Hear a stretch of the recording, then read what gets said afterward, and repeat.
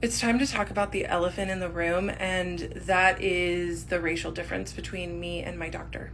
I have seen a lot of Black women on this app with the same take, and I need to say that Black women are the most important people on the planet to me, and that I have learned so much from Black women about how to be a better person and how to show up better in the world. They are the culture, and I am so grateful for them. Many Black women are seeing my story through the lens that I am a white woman who is taking advantage of my whiteness to wield power over my POC psychiatrist that didn't want me back, and so I am trying to get him fired. And that's okay.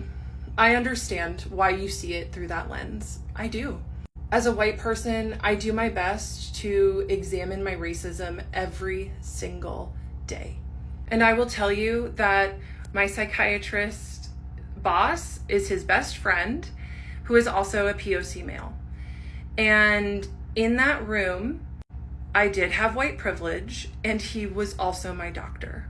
And he took an oath to protect me, and he did not. I am not here to ruin his career. I am here to speak my truth. Okay, back to my story. So after the countertransference slip, after the really vivid dream, I decided that I was going to stop going to therapy. Besides spiraling about how obsessed I was with my psychiatrist every day, I really was doing very well in life. My business was going really well, and I had great friends and great support systems. And so I decided that I was going to end therapy.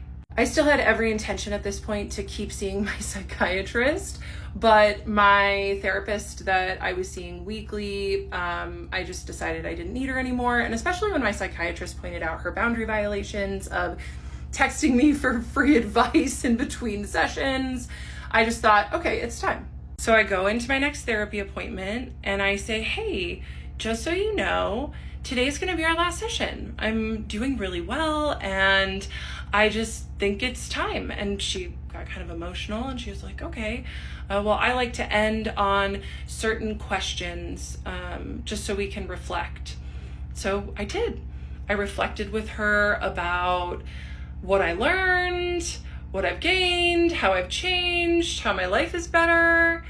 And I left her office feeling complete and happy with my therapeutic journey with her. And as I was leaving, she called out with crying. She was like, have a blessed life. And I was like, okay, that was a little weird, but whatever, I was like, thanks. And I went on. And so then I'm getting ready for my psychiatry appointment the next day. And I get an email that same night from her saying that she needs me to come back in for one more session. I will put it up.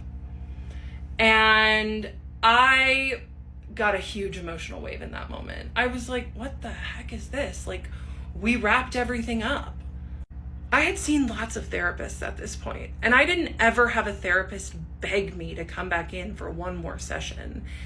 And I was so overwhelmed. I did not write her back, but it was extremely inappropriate.